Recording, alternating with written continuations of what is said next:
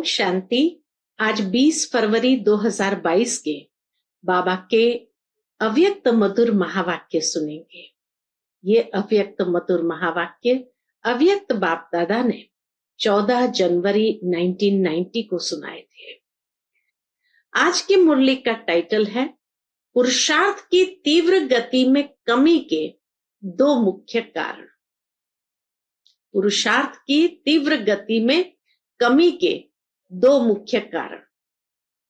आज ब्राह्मणों के अनादि रचता बाप दादा विशेष अपनी डायरेक्ट समीप रचना, श्रेष्ठ रचना ब्राह्मण बच्चों को देख रहे हैं। बाबा की अति समीप की रचना, श्रेष्ठ रचना ब्राह्मण बच्चे हैं। तो बाबा ऐसे ब्राह्मण बच्चों को देख रहे हैं। बाप दादा की अति प्यारी रचना ब्राह्मण आत्माएं हो, जो समीप और समान बनने के लक्ष्य को सदा स्मृति में रख आगे बढ़ रहे हो। तो आज ऐसी आदि रचना को विशेष रूप से देख रहे थे। सर्व तीव्र पुरुषार्थी, तो क्या देखा उसमें? सर्व तीव्र पुरुषार्थी और पुरुषार्थी दोनों की गतिविधि को देख रहे हैं। बाप दादा द्वारा मिली हुई श्रेष्ठ सहज विधि द्वारा कब तीव्र गति व कब तीव्र कभी कम गति। तो एक है पुरुषार्थी, एक है तीव्र पुरुषार्थी। तो बाबा दोनों की गति को देख रहे थे कि कब तीव्र गति है व कब तीव्र कब कम गति। दोनों ही प्रकार के ब्राह्मण बच्चों को देखा। पढ़ाई, पालना और प्राप्ति, पढ़ाई, पालना और प्राप्ति सबको एक जैसी, एक द्वारा मिल रही है। फिर गति में अंतर क्यों? तीव्र पुरुषार्थी अर्थात फर्स्ट डिवीजन वाले और पुरुषार्थी अर्थात सेकंड डिवीजन में पास होने वाले। आज विशेष सभी का चार्ट चेक किया। क्या चेक किया बाबा ने? कारण बहुत है, लेकिन विशेष दो कारण है। चाहना सबकी फर्स्ट डिवीजन की है, तीव्र पुरुषार्थ की है। सेकंड डिवीजन में आना कोई नहीं चाहता, लेकिन लक्ष्य और लक्षण दोनों में अंतर पड़ जाता है। विशेष दो कारण क्या देखे? जो तीव्र पुरुषार्थी से पुरुषार्थी स्थिति में आ जाते, तो उसमें बाबा कहे दो कारण बाबा ने विशेष देखे। तो वो दो कारण कौन से? एक, संकल्प शक्ति, जो सबसे श्रेष्ठ शक्ति है, उसको यथार्थ रीति स्वयं प्रति व सेवा प्रति समय प्रमाण कार्य में लगाने की यथार्थ रीति नहीं है। और दूसरा कारण क्या? तो एक संकल्प शक्ति, दूसरा कारण वाणी की शक्ति को यथार्थ रीति, समर्थ रीति से कार्य में लगाने की कमी। तो संकल्प शक्ति भी यथार्थ रीति कार्य में लगाने की कमी है, और वाणी की शक्ति को भी यथार्थ रीति, समर्थ रीति से कार्य में लगाने की कमी। इन दोनों में कमी का कारण है यूज के बजाय लूज। बस इतना अंतर है कि यथार्थ रीति यूज करने के बजाय लूज है। उसमें शब्दों में अंतर थोड़ा है, लेकिन परिणाम में बहुत अंतर पड़ जाता है। बाप दादा ने सिर्फ 3-4 दिन की रिजल्ट देखी, टोटल रिजल्ट नहीं देखी। सिर्फ 3-4 दिन की रिजल्ट बाबा देख करके सबके आगे रख रहे हैं। हर एक की 3-4 दिन की रिजल्ट में क्या देखा? 50% अर्थात आधा आधा।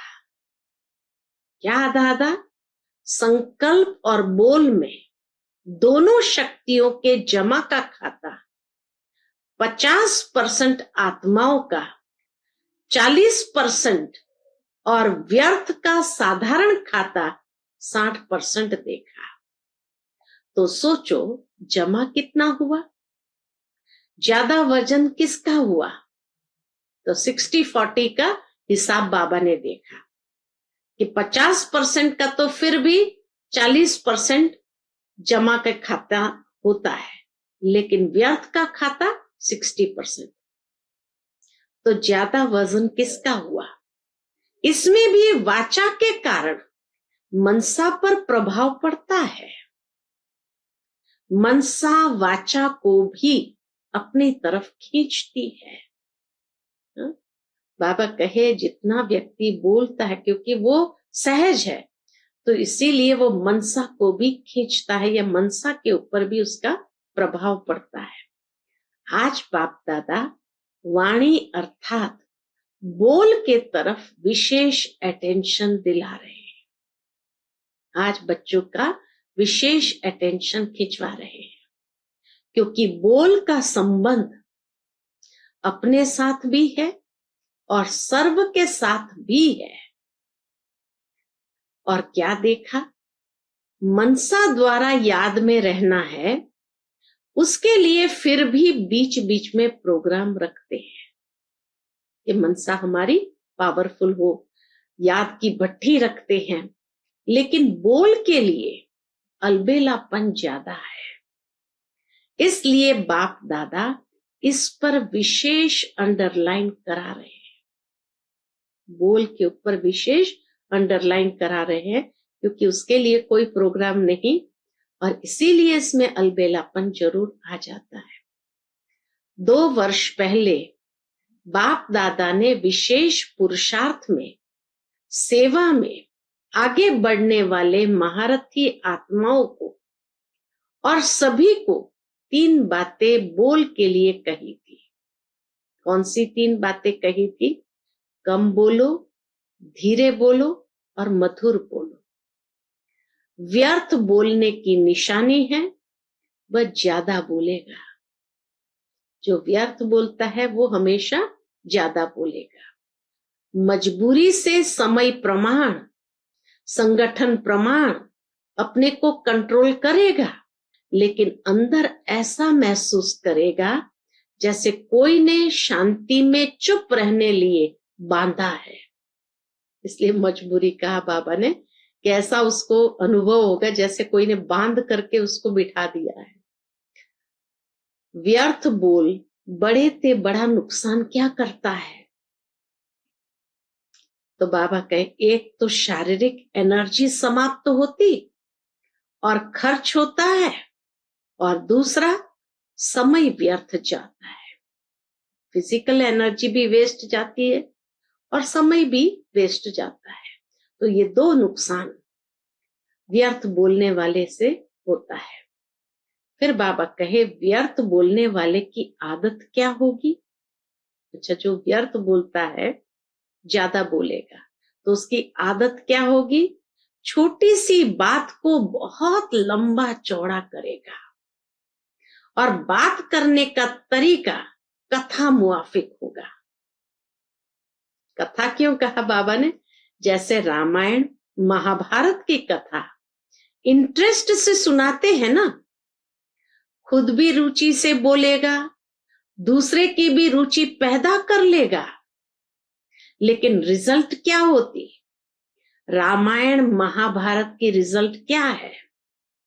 राम वनवास गया, कौरव और पांडवों की युद्ध हुई, कहानी जैसे दिखाते हैं, सार कुछ नहीं। उस कथा में सार कुछ नहीं, लेकिन साज बहुत रमणीक होते हैं, सबको इंटरेस्ट पैदा करने वाले साज होते हैं। तो सार कुछ नहीं, साज बहुत रमणीक होते हैं, इसको कहते हैं कथा। तो व्यर्थ बोलने वाले माया के प्रभाव के कारण वह कमजोर आत्मा है। उनको सुनने और सुनाने के साथी बहुत जल्दी बनते हैं। वो जब भी कोई बात सुनाते हैं तो बाबा के उनके साथी बहुत जल्दी बनते हैं। ऐसी आत्मा एकांत प्रिय हो नहीं सकती, इसलिए वह साथी बनाने में बहुत होशियार होगा, क्योंकि वो एकांत में बैठ नहीं सकते हैं, चुप रह नहीं सकते हैं, तो इसीलिए उनको कोई ना कोई साथी जरूर चाहिए। बाहर से कभी कभी ऐसे दिखाई देता है कि इन्हों का संगठन पावरफुल और ज्यादा लगता है, लेकिन एक बात सदा के लिए याद रखो, सावधान करते हैं ना बाबा, तो बाबा का एक बात सदा के लिए याद रखो कि माया के जाने का अंतिम चरण है। इसलिए विदाई लेते लेते भी अपना तीर लगाती रहती है। इसलिए कभी कभी कहां कहां माया का प्रभाव अपना काम कर लेता है। वह आराम से जाने वाली नहीं है। लास्ट घड़ी तक डायरेक्ट नहीं तो इनडायरेक्ट, कड़वा रूप नहीं तो बहुत मीठा रूप और नया नया रूप धारण कर ब्राह्मणों की ट्रायल करती रहती है। फिर भोले भोले ब्राह्मण क्या कहते हैं, यह तो बाप दादा ने सुनाया ही नहीं था कि इस रूप में भी माया आती है। तो बाबा क्या कहते, अलबेलेपन के कारण अपने को चेक भी नहीं करते और सोचते हैं बाबा ने तो कहा ही नहीं था कि ये रूप भी होता है, लेकिन वास्तव में बाबा कहे खुद का अलबेलापन है। सोचते कि बाप दादा तो कहते हैं कि माया आएगी, आधा अक्षर याद रखते कि माया आएगी, लेकिन पूरा सेंटेंस क्या है कि माया जीत बनना है, ये भूल जाते हैं। तो माया आएगी ये याद रखते हैं, लेकिन बाबा ने तो ये भी कहा है कि माया जीत बनना है, ये भूल जाते हैं। और बात क्या है, व्यर्थ व साधारण बोल के भिन्न भिन्न रूप देखे। कितने प्रकार के रूप देखे बाबा ने। एक, सीमा से बाहर अर्थात लिमिट से परे हंसी मजाक करना, ये भी व्यर्थ में गिना जाता है। सीमा से बाहर अर्थात लिमिट से परे हंसी मजाक करना। दूसरा, टॉन्टिंग वे। तीसरा, इधर उधर के समाचार इकट्ठा कर सुनना और सुनाना। चौथा, कुछ सेवा समाचार और सेवा समाचार के साथ सेवाधारियों की कमजोरी का चिंतन, यह मिक्स चटनी है। और पांचवा, अयुक्ति युक्त बोल, जो ब्राह्मणों की डिक्शनरी में है ही नहीं। ये 5 रूपरेखाएं देखी। इन पांचों को ही बाप दादा व्यर्थ बोल में गिनती करते हैं। ये पांचों ही व्यर्थ है। ऐसा नहीं समझो हंसी मजाक अच्छी है। अब बाबा उस चीज को क्लैरिफाई करते हैं कि कई लोग सोचते हैं कि क्या फिर हंसी मजाक करना ही नहीं। तो बाबा ने कहा ऐसे नहीं समझो, हंसी मजाक अच्छी चीज है। हंसी मजाक अच्छा वह है, कौन सा, जिसमें रूहानियत हो और जिससे हंसी मजाक करते हो उस आत्मा को फायदा हुआ, या टाइम पास हुआ या टाइम वेस्ट हुआ। बाबा कहिए देखो कि टाइम वेस्ट गया।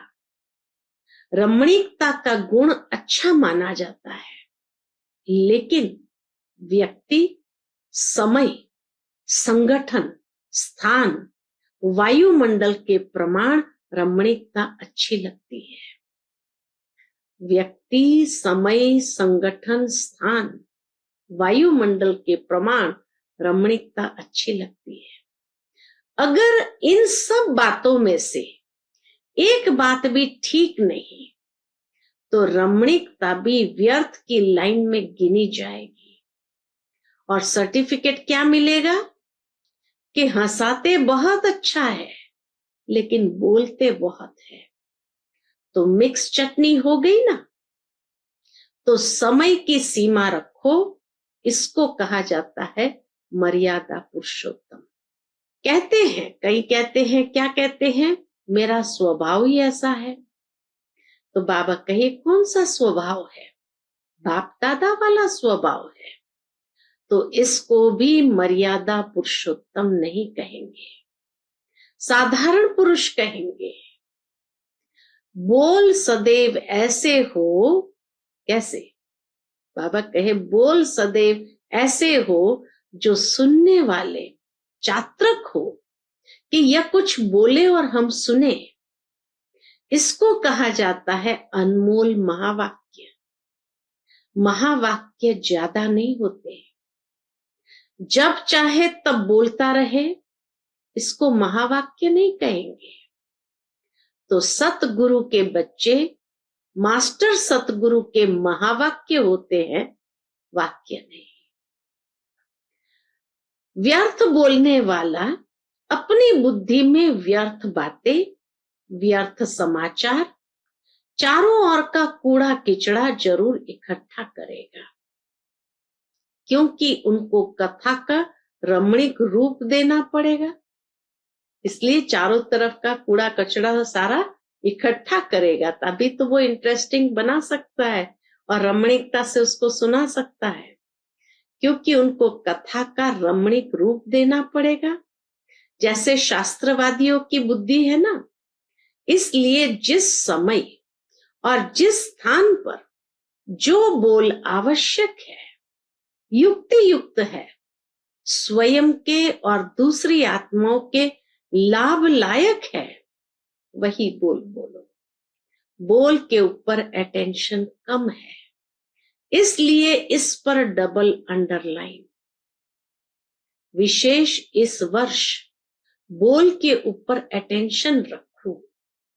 बाबा अटेंशन खिंचवा रहे, चेक करो बोल द्वारा एनर्जी और समय कितना जमा किया और कितना व्यर्थ गया। जब इसको चेक करेंगे तो स्वतः ही, अब बाबा युक्ति बताते हैं, स्वतः ही अंतर्मुखता के रस को अनुभव कर सकेंगे। अंतर्मुखता का रस और बोलचाल का रस, इसमें रात दिन का अंतर है। अंतर्मुखी सदा भ्रुकुटी की कुटिया में, अंतर्मुखी सदा भ्रुकुटी की कुटिया में तपस्वी मूर्त का अनुभव करता है। समझा? समझना अर्थात बनना, समझना अर्थात बनना। जब कोई बात समझ में आ जाती है तो वह करेगा जरूर। आपकी बात समझ में आ गई, अब जरूर करेंगे, समझेगा जरूर। फिर बाबा के सन्मुख टीचर्स बैठे थी, तो बाबा कहे टीचर्स तो है ही समझदार, तब तो भाग्य मिला है ना, निमित्त बनने का भाग्य। इसका महत्व अभी कभी कभी साधारण लगता है, लेकिन यह भाग्य समय पर अति श्रेष्ठ अनुभव करेंगे। निमित्त बनने का भाग्य, टीचर बनने का भाग्य, बाबा कहे समय पर अति श्रेष्ठ अनुभव करेंगे। किसने निमित्त बनाया? किसने मुझ आत्मा को इस योग्य चुना? यह स्मृति ही स्वतः श्रेष्ठ बना देती है। बनाने वाला कौन? अगर इस स्मृति में रहो तो बहुत सहज निरंतर योगी बन जाएंगे। सदा दिल में बनाने वाले बाप के गुणों के गीत गाते रहो तो निरंतर योगी हो जाएंगे। ये कम बात नहीं है।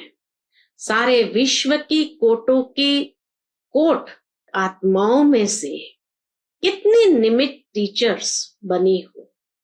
ब्राह्मण परिवार में भी टीचर्स कितनी है, तो कोई में कोई हो गई ना।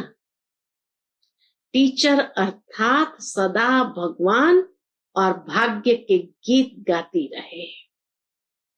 बाप दादा को टीचर्स पर नाज होता है, लेकिन राजयुक्त टीचर्स पर नाज होता है। बाबा को भी टीचर्स को देखकर नाज होता है, लेकिन जो राजयुक्त टीचर्स है उनको देखकर बाबा को नाज होता है।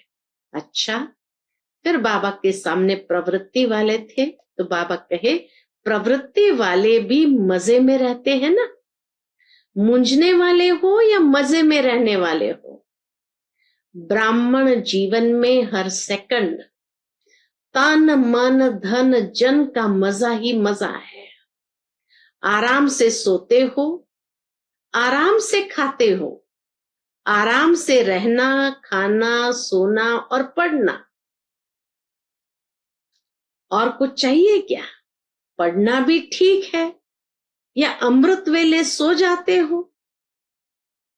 सुबह सुबह ही पढ़ाई होती है, तो बाबा कहे पढ़ाई भी ठीक है या अमृत वेले सो जाते हो।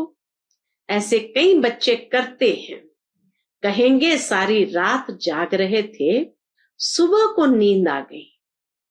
या एक सेवा करेंगे तो अमृत वेले को छोड़ देंगे, रात को देर तक बैठ करके जागते रहेंगे कुछ सेवा में, तो बाबा कहे फिर अमृत वेले छोड़ देंगे। तो जमा क्या हुआ? एक्स्ट्रा जमा तो हुआ नहीं। एक तरफ सेवा की, दूसरे तरफ अमृत वेला मिक्स किया। बाबा कहे एक तरफ सेवा की और दूसरे तरफ अमृत वेला मिस किया, तो क्या हुआ? लेकिन नेमीनाथ मुआफिक ऐसे जुटका खाते नहीं बैठना। वह टीवी बहुत अच्छी होती है, जैसे वह योग के आसन करते हैं ना, अनेक प्रकार के पोज बदलते रहते हैं, तो यहां भी ऐसे हो जाते हैं। सोचते हैं सहज योग है ना, इसलिए आराम से बैठो। कईयों की तो ट्यून भी बाप दादा के पास सुनने में आती है। कौन सी ट्यून? कराटे की ट्यून।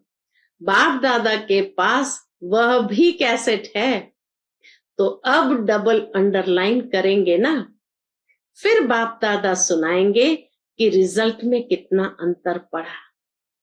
अच्छा, चारों ओर के श्रेष्ठ लक्ष्य और श्रेष्ठ लक्षण धारण करने वाले तीव्र पुरुषार्थी आत्माओं को, सदा अपने बोल को समय और संयम में रखने वाले पुरुषोत्तम आत्माओं को, सदा महावीर बन माया के सर्व रूपों को जानने वाले नॉलेजफुल आत्माओं को, सदा हर सेकंड मौज में रहने वाले बेफिक्र बादशाहों को बाप दादा का याद प्यार और नमस्ते। हम सब रूहानी बच्चों की रूहानी माता पिता बाप दादा को याद प्यार गुड मॉर्निंग और नमस्ते नमस्ते। शुक्रिया बाबा, शुक्रिया।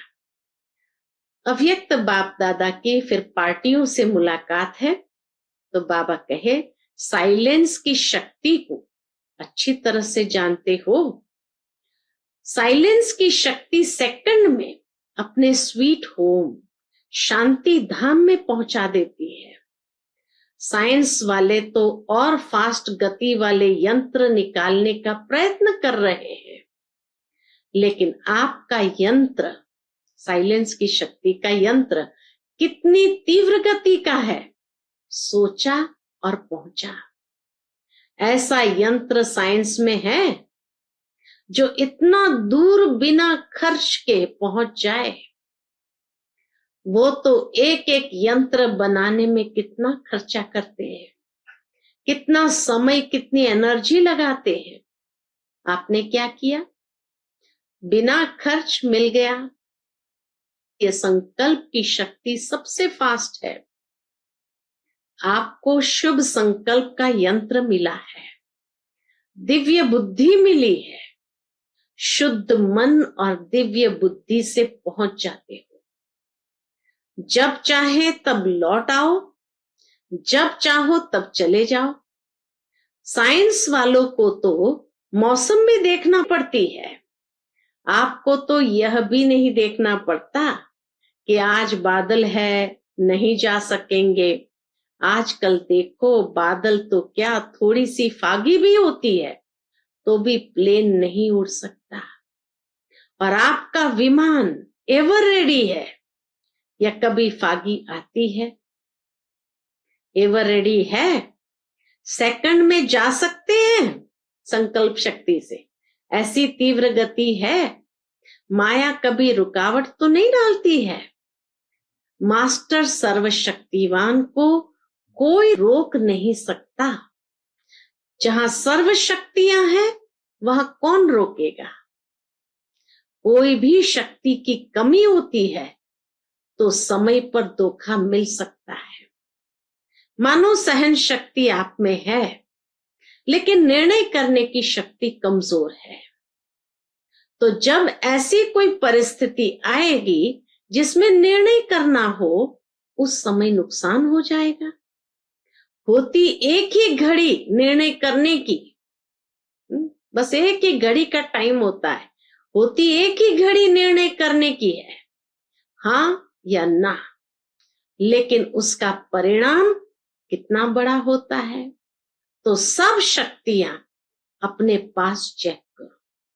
बाबा कहे तो सब शक्तियां अपने पास चेक करो। ऐसे नहीं ठीक है, चल रहे हैं, योग तो लगा रहे हैं, लेकिन योग से जो प्राप्तियां हैं वह सब है।